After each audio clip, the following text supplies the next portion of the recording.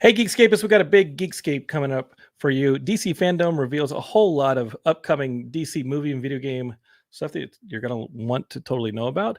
Also, why The Last Man got canceled. Why? Well, pun intended. Also, we got video game news in the form of new Animal Crossing content coming our way. And what else? Oh, yeah, Metroid Dread scares the shit out of me. So get ready for that story. It's all coming up on our brand new Geekscape podcast.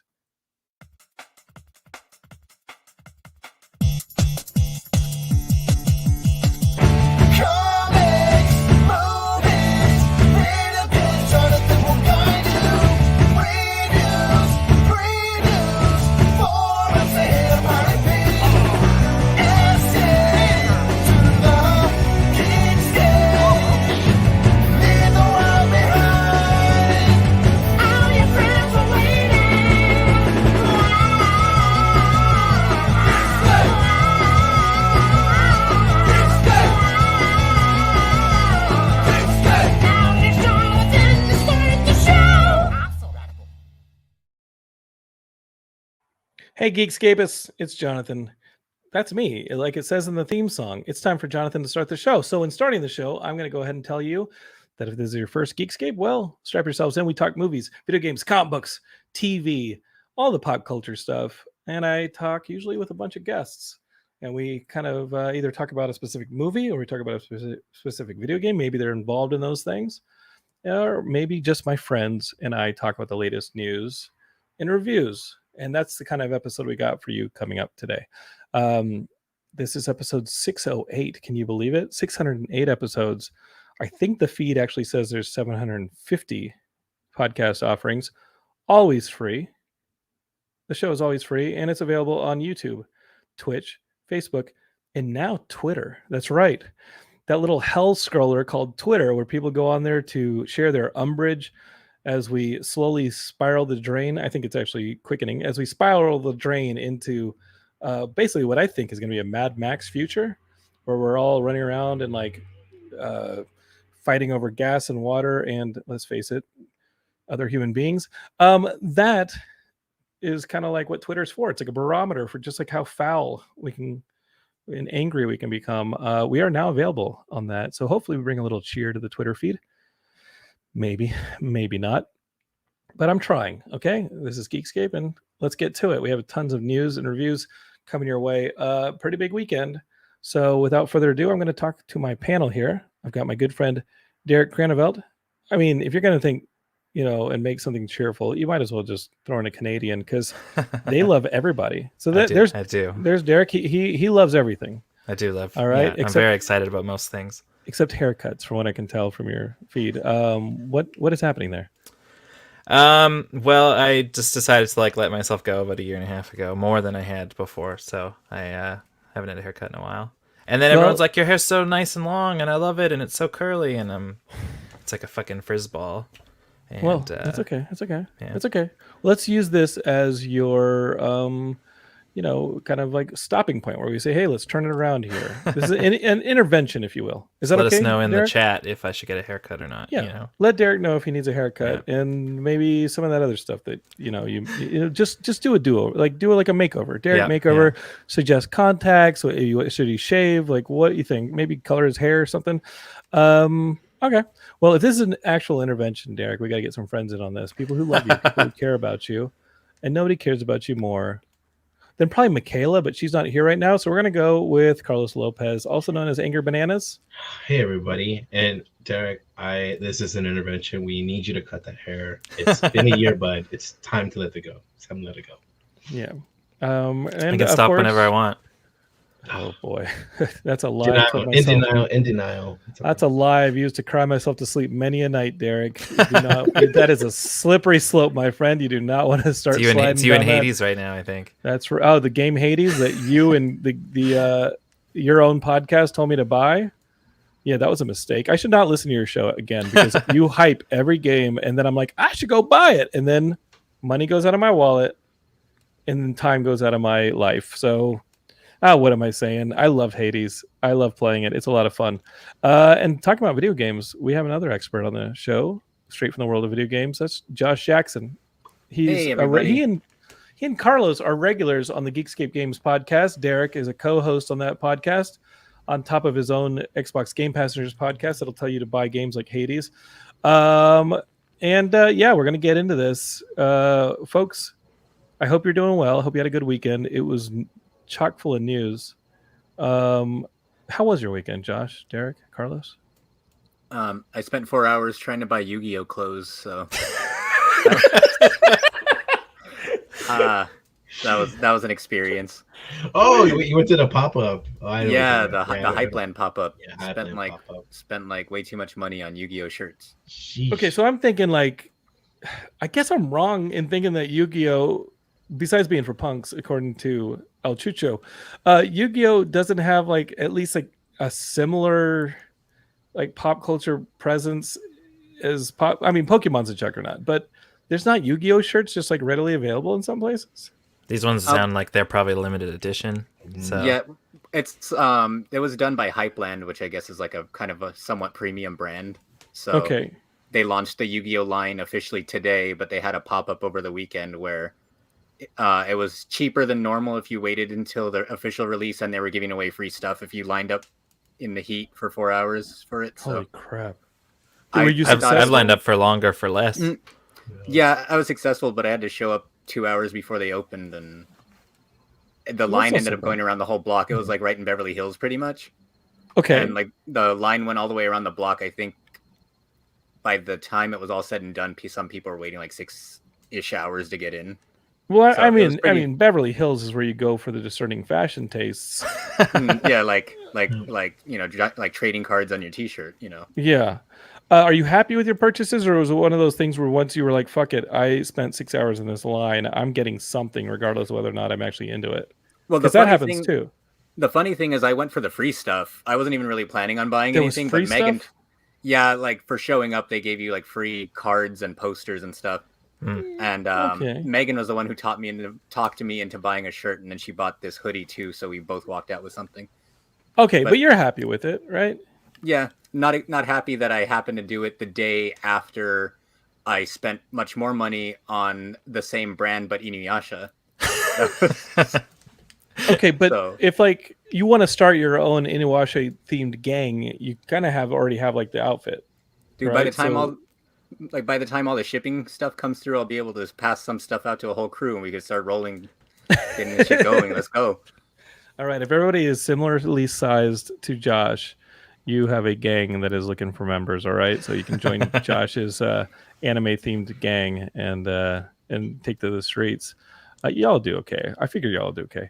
All right, we had some big news. I think we should start with all this DC stuff because that was massive. DC has their yearly fandom event where it reminds me of the D23 stuff that Disney yeah. does in August, where they say, "Hey, here's all the stuff coming up in both Disney, Marvel, and I guess everything Disney, Star Wars, but it's all DC." And they somehow fit the 12 minutes of trailers that everyone wants into 4.5 hours. Holy crap! Yeah, Oh, I got to tell you, I don't watch the YouTube feed. I'm not doing the live vlogging for the DC Fandome, but I do keep up with like wherever it is. Like DC Fandome has, there's tons of websites that'll publish all that stuff. Like they'll just like collect them all. Like I found a really good Variety article that has all the DC Fandome stuff in one place. So I just later watched all like the Batman trailer, the Flash trailer, this and that. What did you guys think? I guess we start with the Batman trailer because I guess that movie comes out in January, February. It comes out early next year. What did y'all think of this Robert Pattinson Batman trailer, the Matt Reeves movie? I could go first if it's okay. Yeah, go for it. I like the new look. I think for the most part, every Batman that comes out is supposed to be different, right? A different fandom, especially with like Spider-Man. But I thought this one was pretty cool, gritty. It reminded me a lot of Year One.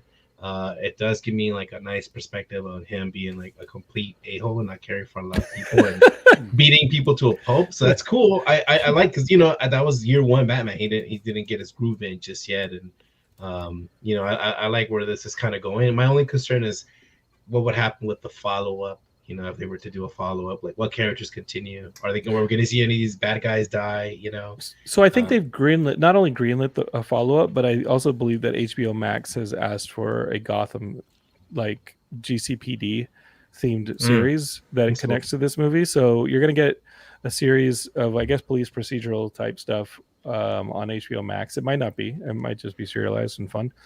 And then you're going to get a sequel to the Batman because it's effing Batman, and Batman movies get sequels. Since y'all are big game players, I got to tell you, the Arkham City, Arkham Asylum Rocksteady influence on this look and trailer and feel, down to the fights, down to the look of the thugs. Definitely. Like, this is a straight up Arkham City adaptation, it feels like. Yeah. I saw a tweet today as well from an artist I follow, Francesco Francavilla. Apparently he heard like via IMDb that Matt Reeves said that his influence was huge on the film's design too. So like the film noirish and like low techness aspect of it. Like if you look at like the Batmobile, it's like so like simple, I would say, compared to what we've seen more recently. And it's not the tank in the Nolan movies. Yeah. The Tumbler. Yeah, it's like a strong Mustang or something like that. So I don't know. It looks like we talked about. I think we had a similar episode to this when the first trailer dropped, and I don't know. People were complaining then, as people always do. It looks like badass. It looks like a good time. And good time, or I want to punch myself because I am grim and gritty, and I want to be like Batman, and I want to feel pain. Is that a bad thing though? Like, I don't know. It is that you, like it. What's that? I'm worried about you. Like, I understand that the grim and gritty thing is super overdone, and like they're like, what do we like? How do grim and gritty thing's overdone? What do we do next? And it's like, well, let's make it grimmer and grittier, and people will, like that's just where it feels like it's going. And I don't know. I enjoy that much stuff just as much as I enjoy the colorful, silly comic book stuff, I guess. I read like a really good analysis where somebody was like, you know what the thing is, why I don't enjoy Batman is because he is a cop without the legal restrictions of the cops. Like when Batman was created in the early 1940s, late 30s, whatever it was, it was cool to have a Batmobile because cops didn't have Batmobiles. It was cool to have like radar sense and be able to like zip up the side of buildings and have like, smoke bombs and things like that because cops didn't have it. Now cops have everything that Batman has. The only things that cops also have are legal repercussions for the most part, legal repercussions for their actions. But Batman can beat the shit out of somebody and then just disappear. So he can do all of the brutality of being like a cop with no limits with all the weaponry that cops now have, armored tanks, and then he just like walks away. So like, where's the place for it? Remember when people like canceled the Punisher last year because people were like white supremacists were like using the Punisher logo. It's like, well, Marvel can't really use the Punisher anymore, which you can argue back and forth on that one. I wonder where Batman's place is in a highly policed society where he's basically doing everything that we accuse the cops of doing. Right. He'll be with Jeff Bezos. He'll be with Jeff Bezos. Yeah, he's Big Yank's got it right. He's like, is Batman just Maniac Cop? Yes, Batman is just Maniac Cop. If Maniac Cop was a billionaire, so that's it's like I gotta tell you, I think it would be really cool. I don't know how it's done to bring back a gray and blue Batman with the yellow logo. And I'm not saying you got to go Adam West. And right. I do think that the Lego Batman is my favorite Batman movie. I think it's fun, but I don't know where this fits. I don't know how far you can go down this road. It's kind of like, well, and do they have to go that far down this road? Like, this is pretty far down the road, brah. Well, I just mean like they're like the DC universe as it is so fragmented, and there's these movies that are one-offs and like movies that are in separate universes or multiverses or whatever. Like, they could do this and stop it, and like it's going to make a ton of money, so obviously they'll continue it as long as they can, type thing. But is it still? It's still separate from like the Justice League universe at this point, right? Like, my good friend Derek, I'm so glad you asked, because they can just go to the multiverse and give us different iterations of Batman or old iterations of Batman as it is, because we also got the trailer for next year's The Flash movie. And this is like the Ezra Miller Flash that we got in the Justice League movie, but it seems like there's going to be a lot more of the DC universe. Yeah, it the does. one thing we didn't mention about Robert Pattinson Batman is like we first got a chance to see Zoe Kravitz's like Catwoman in like pretty close up in a lot of detail. We also got a lot of Colin Farrell's Penguin. It's just like a ton of makeup. Crazy. And that was, I got to tell you, Forgot that was Colin Farrell until right now. It's crazy. It's really good, and I'm excited about. I wasn't excited about this movie. I was even less excited when I heard that it's basically Batman versus Saw, like a straight up fucking horror movie with Batman in it. I will watch it because I like Matt Reeves a lot.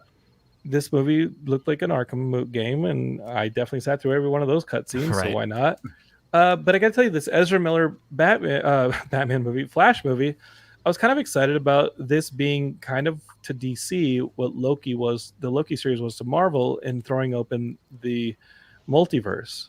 You get the Tim Burton Batman, you get Michael Keaton Batman coming in, and I think you're going to get even more of that. What did y'all think about the Flash trailer? Did you watch it? Yeah, I thought it was really exciting. Like just a chance to get to see Michael Keaton again as Batman. Sounds really cool, but it's kind of the same thought that I had with the Batman trailer as I kind of had with this one. And to me, it seems like kind of like a flaw of a lot of superhero movies is when they try to squeeze too many characters or too many villains into one movie and try to have enough time to flesh them all out. Yeah. So like with both of them, on one hand I'm excited, but on the other hand it's like you gotta like reintroduce the Michael Keaton Batman. There was like 3 different Flash member. Yeah. Then you still, since Ezra Miller's Flash hasn't had any kind of backstory because he was just kind of tossed into the Justice League so quick, like you still got to go through the story with his mom and him changing the timeline. Well, and there's 2 of them in this trailer as well, right? Yeah. Right, and then you probably have to explain Reverse Flash at some point to some degree. And it's just a lot of different things to juggle. And so while on one hand, like I said, I'm excited to see where they go with it, I'm just kind of worried that there's like too many things going on at once. And, it's killed better movies like, Spider-Man 3 with all the villains, and then Amazing Spider-Man with 1 million villains in it. And it's like, you have to be careful with that kind of stuff. Yeah, but at the same time, you also get multiple villains in those 2 Avengers Endgame Infinity War movies where Thanos basically has his squad, and we never need to be like, oh, I want to learn more about that one person, that one bad guy that right. Ebony Maw or whoever the hell that Thanos has in his squad.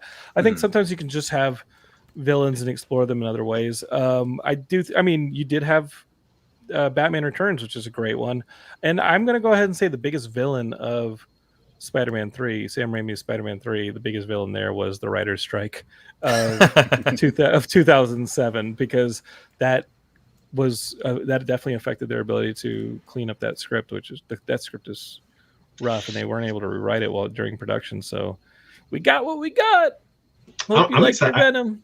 I'm excited for this Flash movie more than any of the other DC stuff that came out, because that's one of my favorite comics too, Flashpoint. I think that's a really great kind of reset to a lot of things. I feel like DC's preparing to do another reset with a lot of their IPs.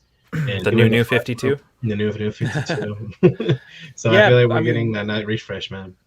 Superman, while we're talking about this topic of, I don't know, all the social stuff going on in the U.S., Superman changed his motto, his motto was Truth, Justice, in the American Way, and now it's Truth, Justice, and a Better Tomorrow. Which just makes me think that like Cheyenne Fat's going to be involved somehow, because the Better Tomorrow movies are fucking awesome. Those John Woo movies with Cheyenne Fat like shooting a bunch of gangsters, and all I can think of is involve Cheyenne Fat, call it Truth, Justice, the American, and a Better Tomorrow, and like Superman teams up with Cheyenne Fat and they kill some people. So we're gonna see Superman. We're gonna see Superman flying through like a bunch of pigeons, because that's all he's showing about that. Let's do it. There's a bunch of pigeons with Superman capes just flying everywhere with him. I'm into it. Superman has like a standoff with other villains and superheroes. I'm down. I don't know how you do it. I don't know how Superman just doesn't whip all their asses, but I'm into it. I'm into a John Woo Superman movie. Why not? Let's do that. You know what? Especially Green the light script. that. Yeah. Josh Jackson, run it up the chain of command. All right, I'll get right on it. Before the Suicide Squad, this James Gunn one, which I loved, came out. My favorite DC movie was Shazam, and we did get to see this new Shazam movie, some behind the scenes footage and stuff like that. I'm excited by Zach Levi and that squad coming back and going up against the various Olympic gods and that whole thing. It's called Shazam 2 Fury of the Gods. Is that correct? That's correct. Okay. That looks fun. There's no real footage of the movie too much, but I like when the it's fact far that- away. It's June 2023, so it's like a good year and a half from now. Okay, stay alive, Jonathan, because that movie looks fun. The movie that I did not know was even close to finished. I had known that they had cast some JSA members like Dr. Fate and that they had like Atom Smasher and stuff like that. So I knew that the movie had been casting and was in production, but I had no idea we were going to get it next summer. Is the Black Adam movie with The Rock. That I did not know that we were going to get that before Shazam 2, because clearly the third Shazam movie or the next Black Adam movie is going to be a Shazam Black Adam movie. Like that would just be the logical step, wouldn't it? Yeah, that's what I got. That's what I thought it was going to be. I just didn't think they were going to make a Black Adam movie. But The Rock speaks hundreds and billions of dollars of sales, millions and millions, and no millions. So to them, I mean, they rather just give him the spotlight. I think they're just and hasn't he been attached to that movie since like longer than there's been an MCU or something like that? I totally. I think he actually pitched himself as Black Adam for a while. He even made some little conceptual art stuff, unofficial by the way. And I think DC's like, let's just move forward, but he's too expensive, so let's save up 2 years of money and then pay for his bills. That's pretty much what they did. Yeah, they're like, we'll surely make enough money with our Justice League and Batman vs Superman movies. It reminds me of this story I heard about Michael Bay right before Pearl Harbor came out, and this is just rumor. This is how it was told to be. Somebody I worked with, who was one of the executives, he could afford to go to a country club that Jonathan, as a PA, could not afford to back in the day. And at the country club, in the locker room, Michael Bay was in there bragging to the other dudes in the locker room, like, "Yeah, when Pearl Harbor comes out, I can fuck any girl in LA and I won't even have to wear a bag." and I was like, "Oh!" And then Pearl Harbor came out and did not do well. And Michael Bay probably still could do some of these the devious things that he was. He wasn't wrong. Allegedly, that is the story. But Bolt T, he's saying, hey, make mine Marvel. Enough said. I watched one DC movie in the last 15 years. Wonder Woman 1984, and it was terrible. I'm like, I mean, you chose the wrong one to start with. I honestly, I mean, you could be like, I only watched Thor 2 and say the same thing. Like, should have watched Teen Titans go to the movies. Yeah, there's a Thor 2. The truth is, Bolt T, you should probably go watch Shazam. Shazam is Shazam. Josh said Teen Titans Go to the Movies, which is like meta, but it's really fun. Yeah, that's a great one. Even I remember when Shazam came out and Michaela was like super burnt out on superhero movies to the point where she's like, I don't even want to go see this with you, and I don't even want to date you anymore. Yeah, right. And I dragged her along anyway, and she left being like, I love that movie. Like it felt so different, I think, than what we had seen at the time, and it had obviously all these movies have a certain level of humor, but I found the humor in Shazam a lot more wholesome. I don't know, I loved it, and I cannot wait for more of it. So if you're gonna choose one more Bolt T, I would go with Shazam for sure, if not Lego Batman, if that counts. Ooh, that'd be cool. Lego Batman should definitely count as my favorite Batman movie. It should definitely count. Oh, now he doesn't mute his mic. You told me not to mute. I'm just listening. Kidding, Derek. I'm being silly with you. I mean, speaking of the Suicide Squad, we definitely get that Peacemaker series. My goodness. And the trailer for the Peacemaker series was probably my favorite thing that I saw coming out of DC Fandome. That shit was hilarious. That's good. The spin-off when he's hugging the eagle, I almost spat my beverage out. The eagle is hugging him. He's calling his dad to come take a picture. Like, what is this? The music is awesome. I mean, I love John Cena's character as much as I despised him in the Suicide Squad. Mm-hmm. And the fact that, spoilers, we're getting a spin-off from it because If you got to watch the end credits in Suicide Squad. That's true. I thought this was great.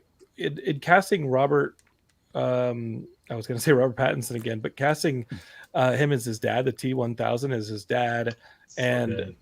I mean, all the humor is there. Obviously, it's James Gunn, but I was like, how much more can you mine this character? A lot more. Way more. Way more till we get. I think I didn't used to give John Cena too much credit because I would just see him always on WWE or like silly comedy one-off movies. But this is perfect for him. But this is perfect for him. I've never seen a role so like spot on for one person. And just watching the trailer, I'm like, I'm in. I'm sold. I want to watch more of whatever this character is. Yeah. And get more back. I feel like in watching Suicide Squad, it was so.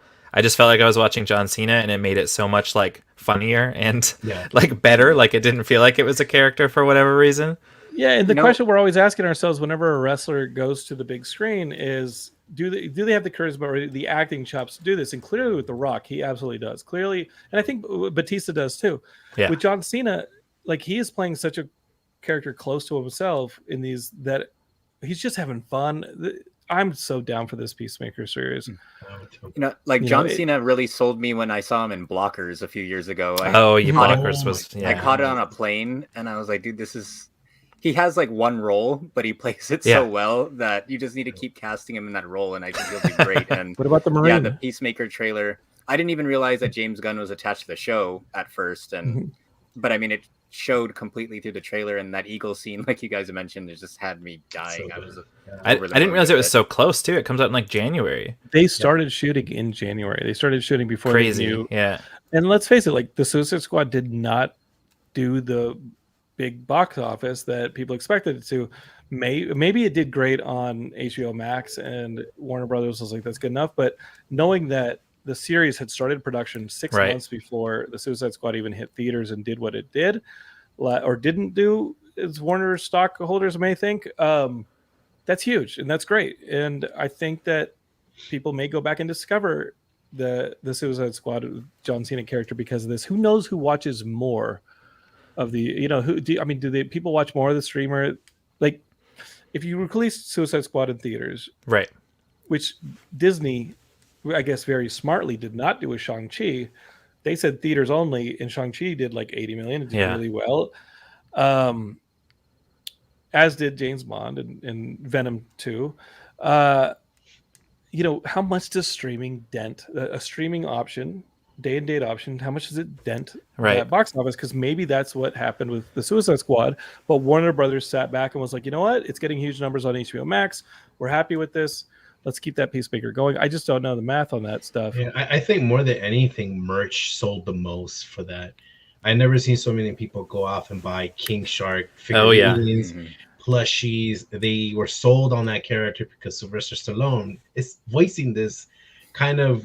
It's like having Vin Diesel as Groot, and then you have King Shark as Sylvester Stallone. It's such a weird thing to say, but it worked. Well, don't count out Polka Dot Man.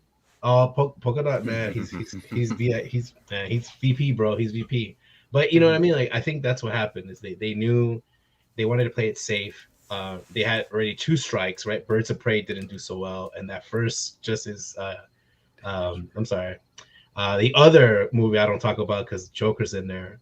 It's not that good, and I think they were just. But it did amazingly well. Yeah, it did. Well, I don't know. Huge. That first Suicide Squad.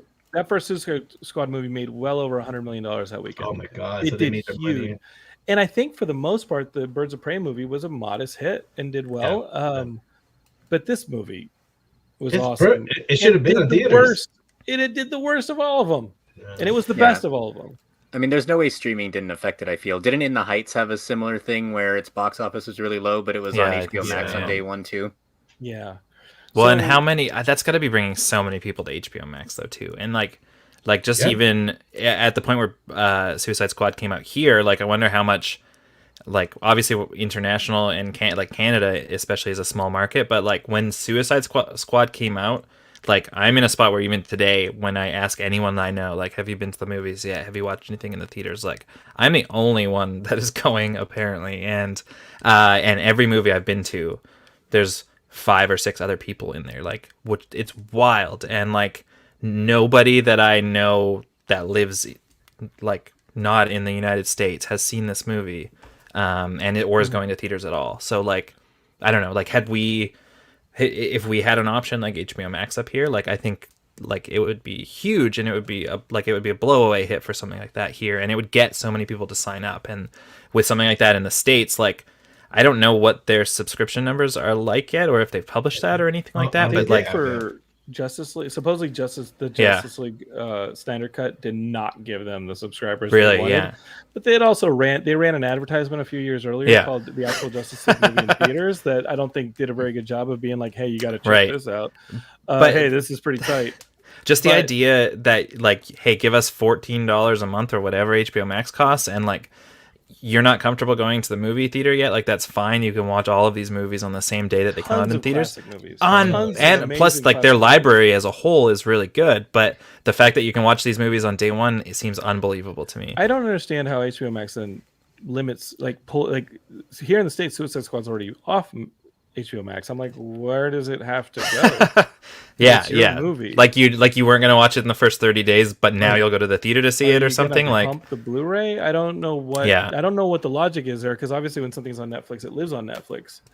And I think a lot of things have the 45-day like digital distribution for rentals and for digital purchases. So I think it's probably like there's a period of time where it's not available for free with the subscription, so you'd have to pay Apple or Google or whoever you rent movies from. It's their movie. Yeah. It could be a contract thing. Yeah.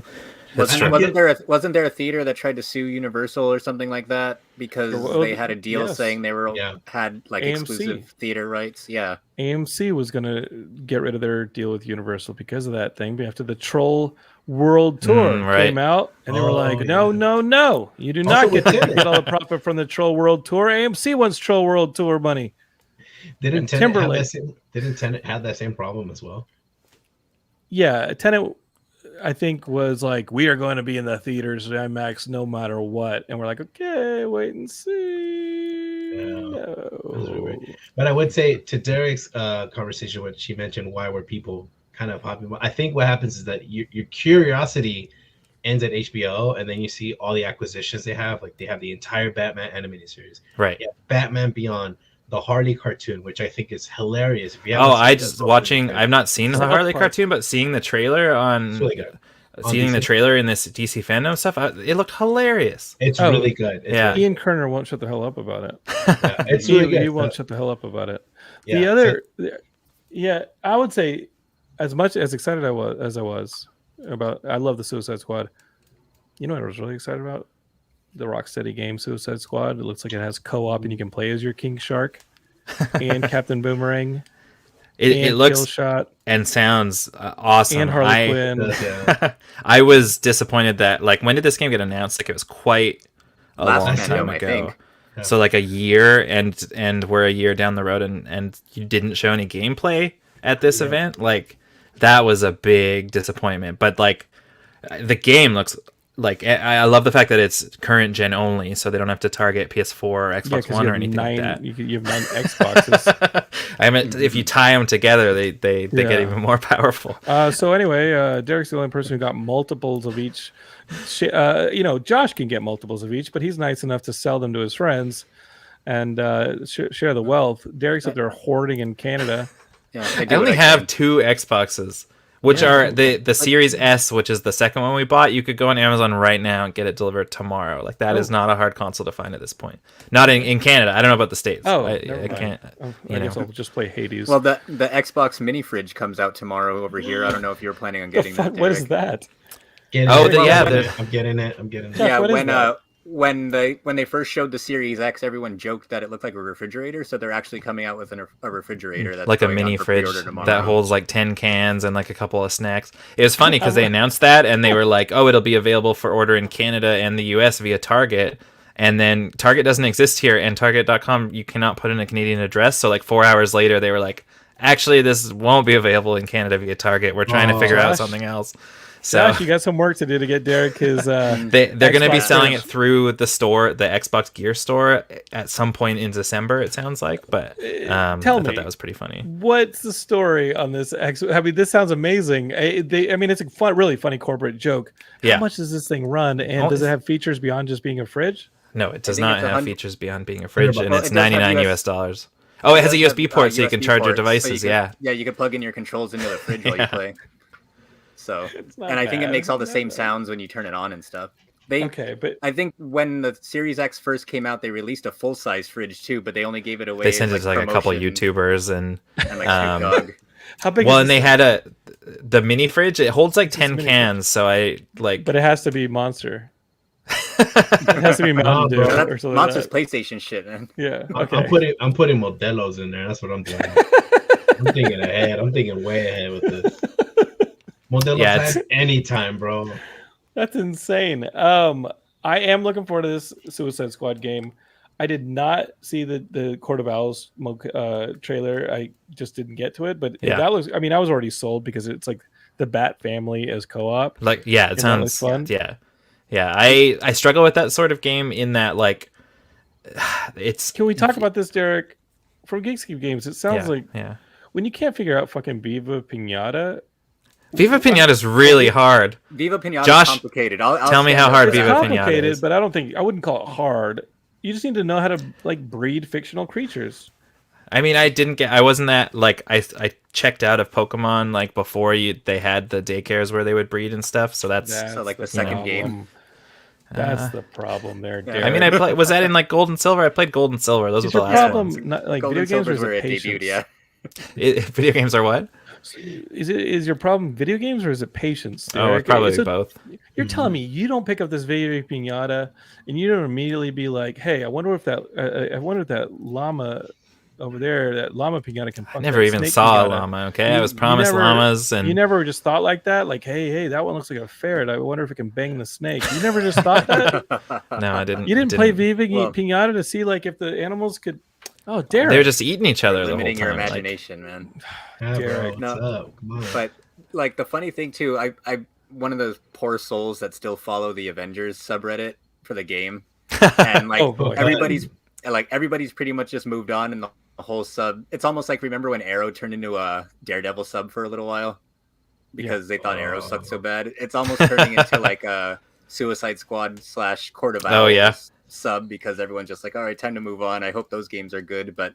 Kind of what you said, Derek, how they haven't showed gameplay for either one. It's like Yeah. There was makes me a nervous. Gotham Knights a year ago. There was a Gotham Knights gameplay trailer or like walkthrough, a gameplay walkthrough, and it looked fine. It looked cool. It looked like it was probably on a PS. Well, it would have been like a year ago, so it would have been like a PS4 or an Xbox One. So it like looked significantly worse than the in-engine stuff that we saw from the Suicide game this past weekend. But weird we didn't see gameplay for Suicide Squad for sure, especially because it comes out like next year. That said, I think what they showed was like in-engine, and it looks like it's probably going to look spectacular. And it's a And it freaking kind of Rocksteady game, so it's gonna probably be awesome. But the whole like premise of it sounds super cool, and Yeah, like and to be they- in a video game.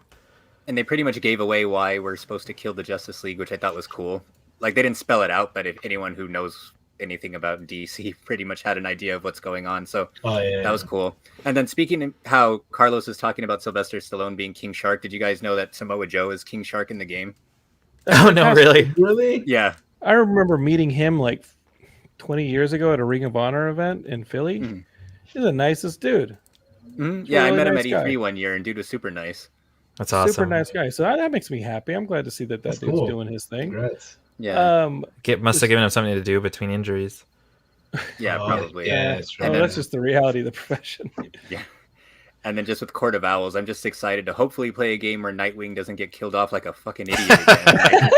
Like, did you, like Injustice made me so mad when I saw how they killed him off in Injustice. I was just like, No, are you no. kidding? Who Because I'm a huge develops- Nightwing guy, so Who's the developer like any on the excuse to be Court able of to kill Owls? him where he does or play as him where he doesn't get killed. That's a good question. Who's What the was that? developer on this Court? Who's the developer on this Court of Owls game? Oh, I don't remember. What studios is making Developer this is thing? WB Games Montreal, so they Isn't that who made Origins? Or they did Yeah, make the Arkham Origins. Origins, yeah. Okay. Eurogamer said Batman Arkham Oranges.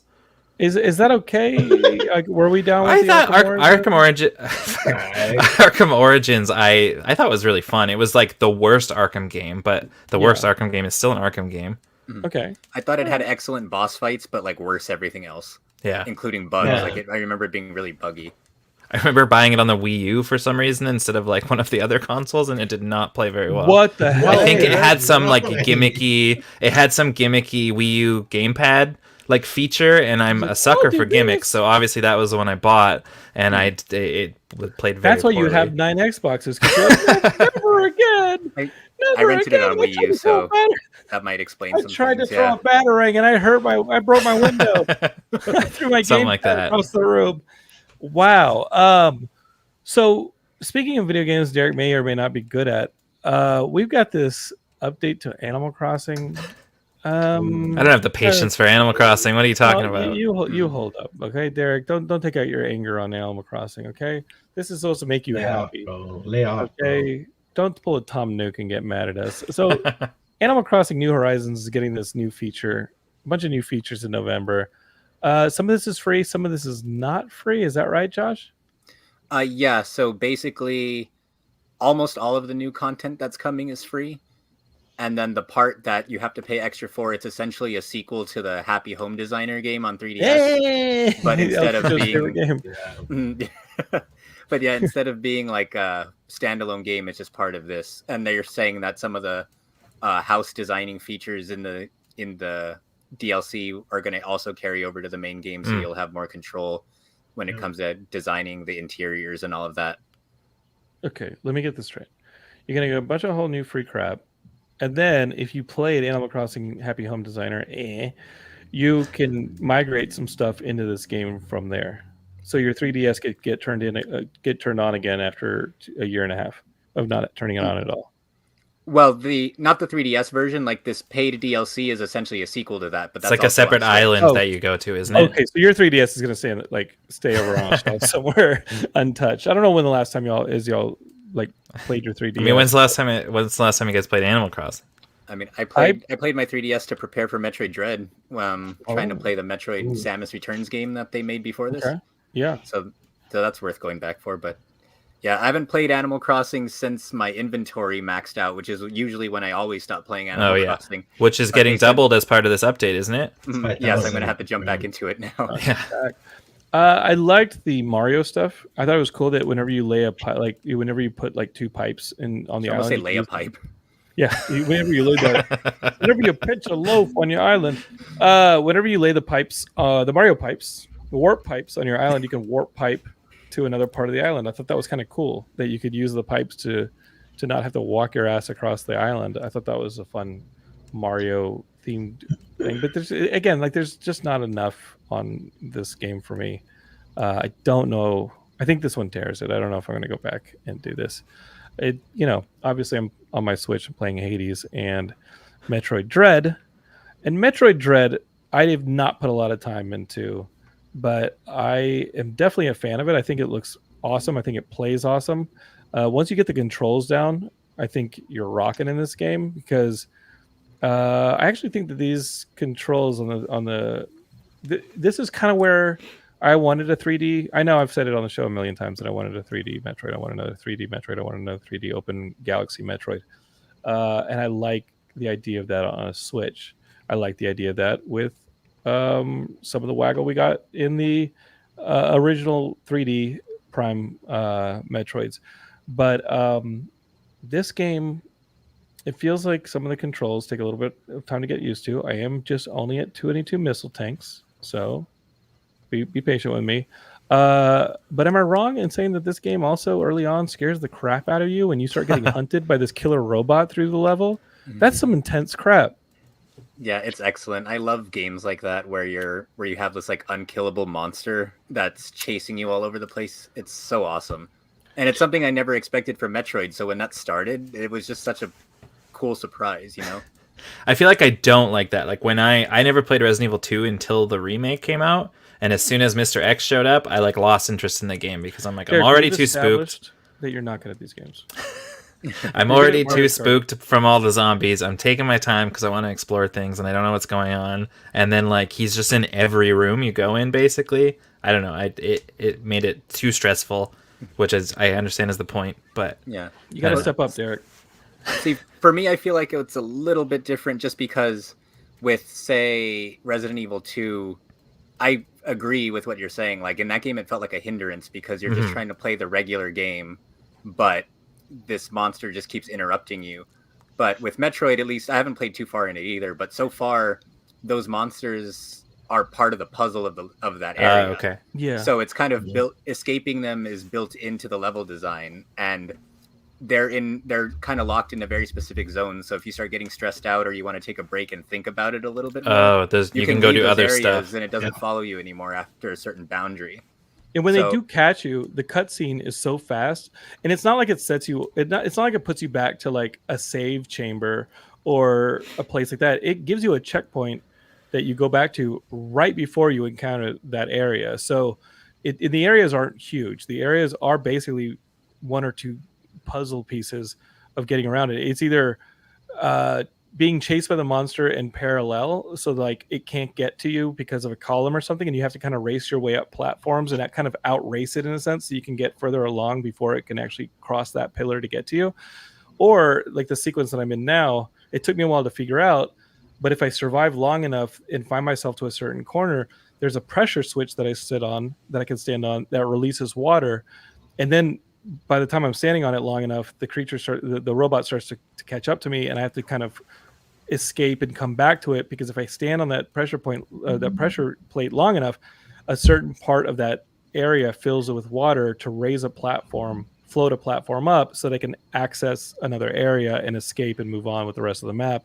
And just figuring that out, that I have to repeat this process and continue to evade this killer robot, I thought that was really fun. It does get stressful, but I've kind of resigned myself to it's probably going to kill you a few times while you figure this out, and it's not going to set you back that far. So just dig it and die, and go keep, like Josh said, keep using look at them as a puzzle, as a part of the puzzle solving, and less as a holy crap, this is murdering the hell out of me repeatedly over and over again. How frustrated am I right now? Yeah, I think people are calling this the most difficult Metroid, which I can sort of agree. The only thing is that I don't think nobody picked up Samus Returns on the 3DS because it was right when the Switch had already come out. So playing this one to me felt easy because I was able to counter everything. Of course, the robot thing, that's a new thing, which is still kind of hard for me to get the animation for it. And they don't flash on the counter. So your better bet for me was to play the 3DS one, understand the system that they were implementing with this one. Are the controls the same? The controls are kind of the same. You have like the triggers, and then you have like you use the control. You don't use the controls. Sure. You use the control stick or the D-pad. But the difficulty is there. Like it's really hard. Like if you die, you die. You kind of get the same thing. You have to learn counters even when you're jumping in air. So picking up this one was just like I was just running it through. I think I'm halfway already. And the game wants you to break it. So that's the thing about this Metroid game. So you can get items that you can get later on in the game really early if you get certain power-ups. And that's how Super Metroid was, and that's how Fusion was as well. You're talking about circumventing portions of the map to access other areas? Yep. And it'll allow you to do that naturally. You aren't going online and finding some kind of weird wiggle through a hole. You kind of figure out like the game is structured so that you're learning like, I could do bounce balls. You could do the bounce balls. And then you question yourself, there's something up there. I wonder if I can bounce my way and then do a charge and they could get over there. And it works. To circumvent a massive part of the map. And the places that this is happening are places where you're not being chased. So it's giving you the chance to try out all of Samus's abilities, and then you find out some of those abilities work with certain bosses. So you're just like, oh man, it like clicks together. Or I don't want to spoil it, but there's a part in the game where you could get an item really early, and you could kill one of the bosses with one hit, which I found out randomly because I was like, I just want this ability. I could get it. And then I fought the boss, and I was like, wait, I could use this ability, but what if I didn't have the item? I guess the boss fight would have been longer. So this is what's great about this type of Metroid games, that they're seeing that people, like Castlevania games, you can break a certain wall, get to a secret area, or find abilities you shouldn't be finding early on. And you're going to find them here because like Josh said, if you want just a timeout and don't want to enter an area where you're being constantly hunted, Yep. you'll just go back to the area you came from and explore the heck out of it, and just you'll look at the map and say, okay, like that little crevice right there, I think I can jump to it, or is that something I can fit through, or is that something I can jump to? And so I do find myself more thoroughly exploring the map in this game so far than in other Metroid games. So I can see how that is going to happen, where I end up kind of being like, okay, I'm not playing this linearly like a classic Metroidvania game.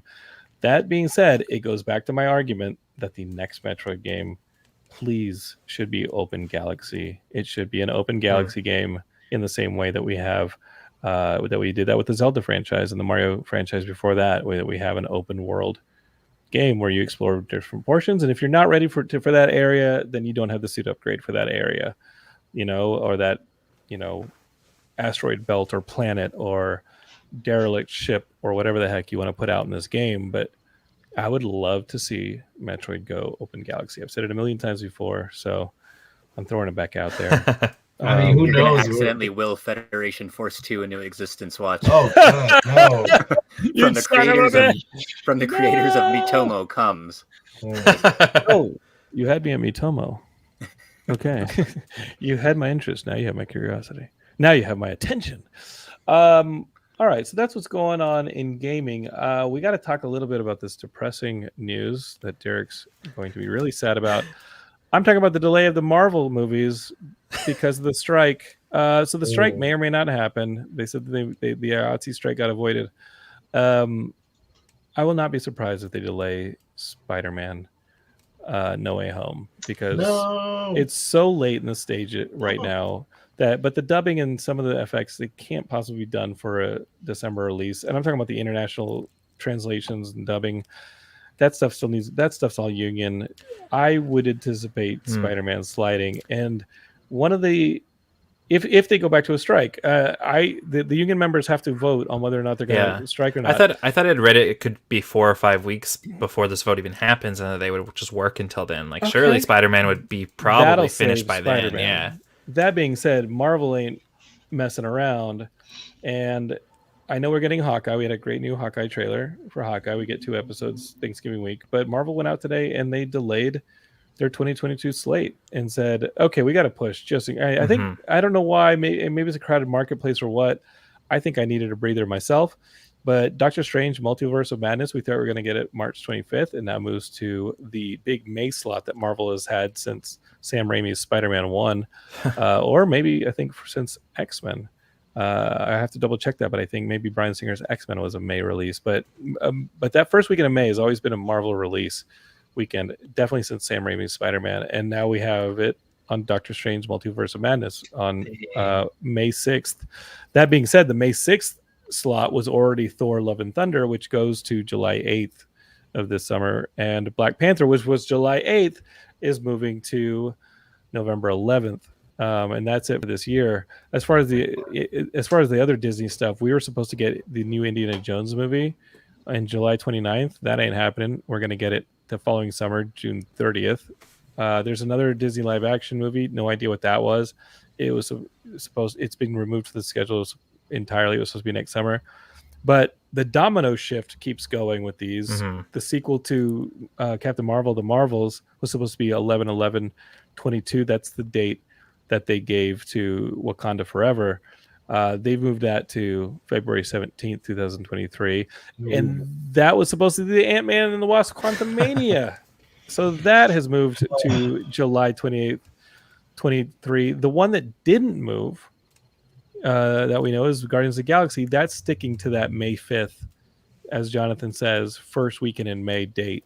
So we are going to get that Guardians of the Galaxy Volume 3 that did not move. That stays put. I don't really know what the Guardians of the Galaxy Christmas special is, but that's probably done already. That's a Disney Plus thing. I don't know if that's animation. I don't know anything about that one, but that's a lot of sliding going on in Marvel. Derek, thought we were going to talk about the Y the Last Man cancellation, didn't you? You swerved me a little bit there, for sure. Yeah. Threw a little rope-a-dope on that which one. is funny. You mentioned that at the beginning of the show, and Big Yanks in the chat learned via this episode that Y was canceled. Last night I was driving home and I was filling my car with gas, and I see a text from Katie that was like, just read about Why the Last Man, damn, and I just knew in my heart right away. And then Googled it, and then like finished pumping my gas, got back in the car, and just like turned to Michaela, and she thought I was gonna cry, and was like, I was just like, Why the Last Man got canceled, and she thought, I was just like, I've been waiting, like we talked just before the premiere or just after the premiere, like that's like one of my favorite, or probably my favorite book, and I feel like I have been waiting for this for half of my life, and so many like moments of excitement, like there's a movie coming, oh no, there's not a movie happening anymore, oh there's a movie coming again, oh no, not anymore, it's going to be a like so many times of like excitement and disappointment, and then before the first season's, and then they have a big plan for like all of the episodes and however many seasons, and then before the first season's done, Katie tells me via text message as I'm filling my car with gas that the dream is over. It was a very sad moment. I was imagining Michaela looking outside and you're filling gas, and then suddenly you just start pouring the gasoline on yourself. And you're just like, that's it. I'm done. I'm checking out. This is Derek the Last Stand. Did they explain why it got canceled? Like, I think low viewership was. I think it's like they didn't. Nobody really said, and it sounds like they. Like there was kind of a statement from the showrunner talking about how they learned that FX is not moving forward with more of it, and that everyone is still very. They didn't say Hulu. They said FX, yeah. Yeah, FX on Hulu. Sorry, the statement said, and that they're still very committed to it, and they are going to try to find it another home. Does that happen? It's really hard to say. It looks like it must be an incredibly expensive show, I would guess, based on like just the post-apocalyptic setting and how good it generally looks. It feels like an expensive show, and so if it's not big enough for FX to continue, then I could imagine it being a hard sell as well. It was interesting. Pia Guerra, who's the co-creator and artist of the book, she sounded quite upset naturally on Twitter last night after this came out. She said, a show put together mostly by women with sensitivity, thoughtfulness, challenging a corrupt status quo, demolishing the male gaze. Of course, that would freak out certain companies devoted to that base. Just saying. And no, it wasn't FX. We chose to work with them because they were amazing and committed to creative freedom. I'm talking about the ones who bought FX long after the deal was cut.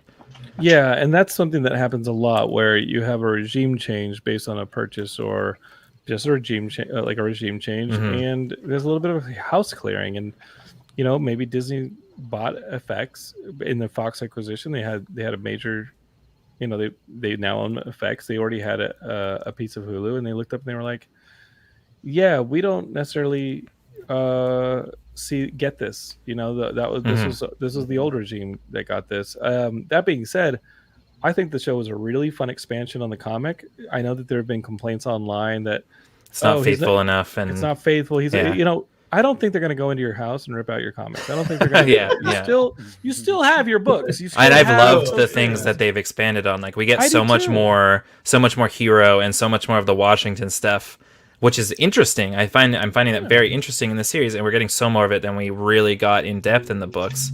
And I don't know. Somebody called it infrastructure porn. They're like, oh, we don't want to know how like the president's going to try and put everybody back on their feet after this disaster. I'm like, okay, well, she needs a narrative. We just want to see York find his girlfriend. We just want to see a dude thumbing like with his thumb out, walking across the United States. That's what you want as a series.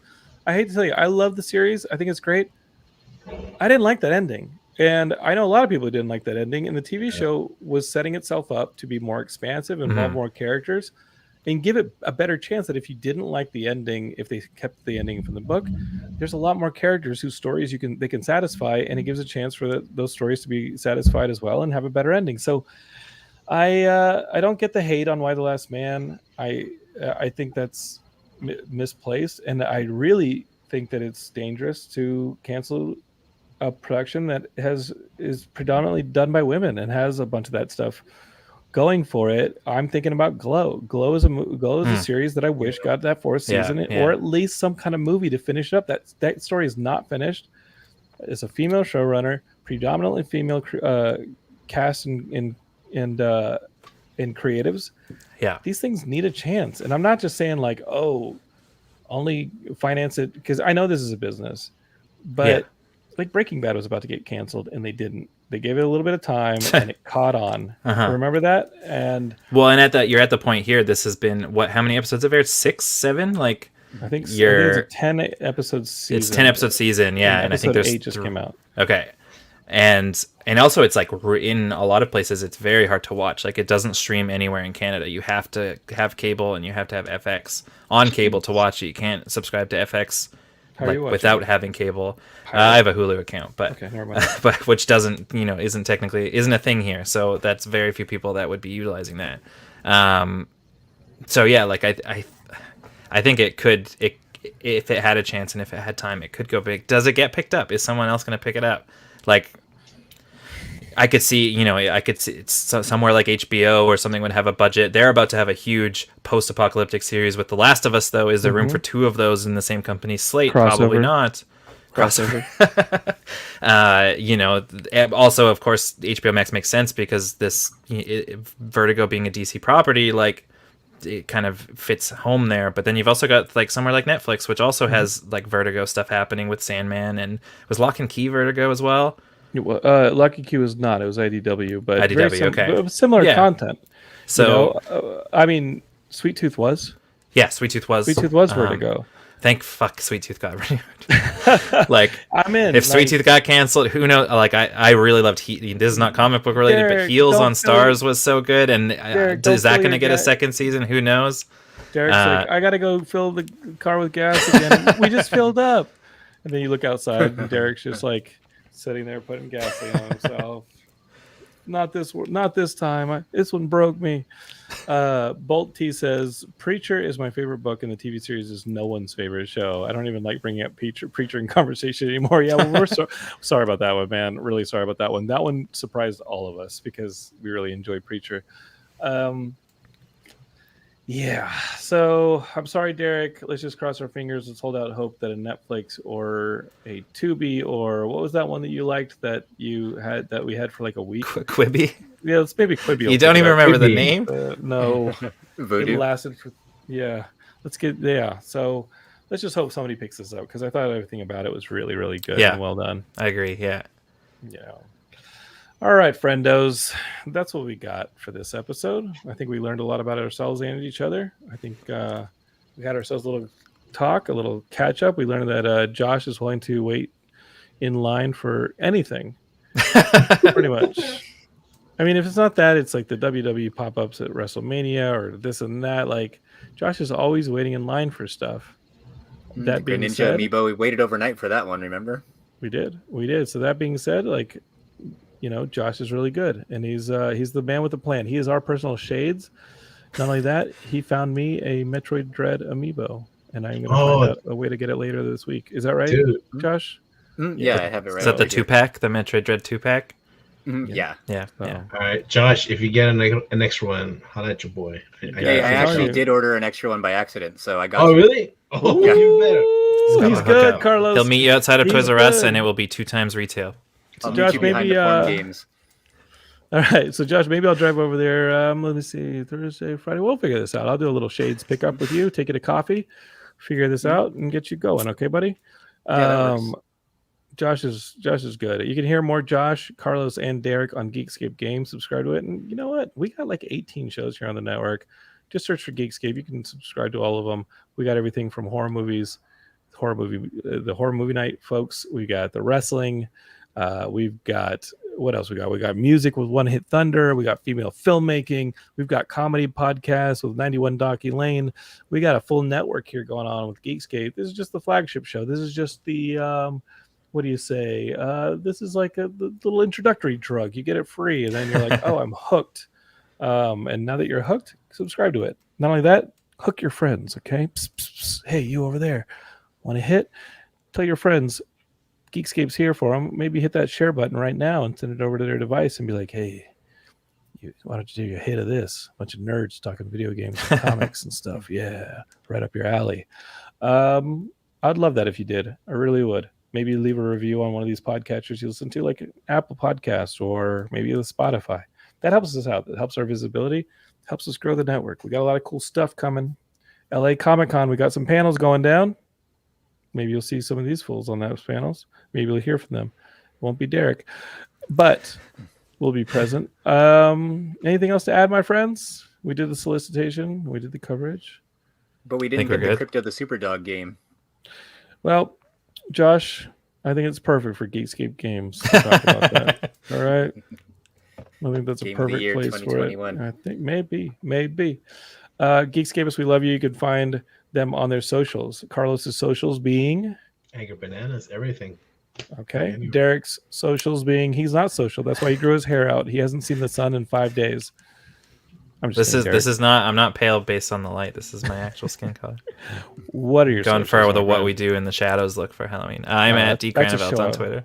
That's a show I'm loving right now. I'm Yeah, loving yeah. that. Okay. Not canceling that one, FX. Mm. Please don't. I can't handle it. And Josh Jackson, where will we find you? And I'm at Inu Joshua just about everywhere. Okay.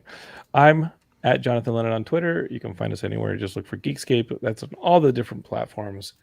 We love you. We got fun stuff coming up for the rest of the crew. Geekscape forever. Over and out.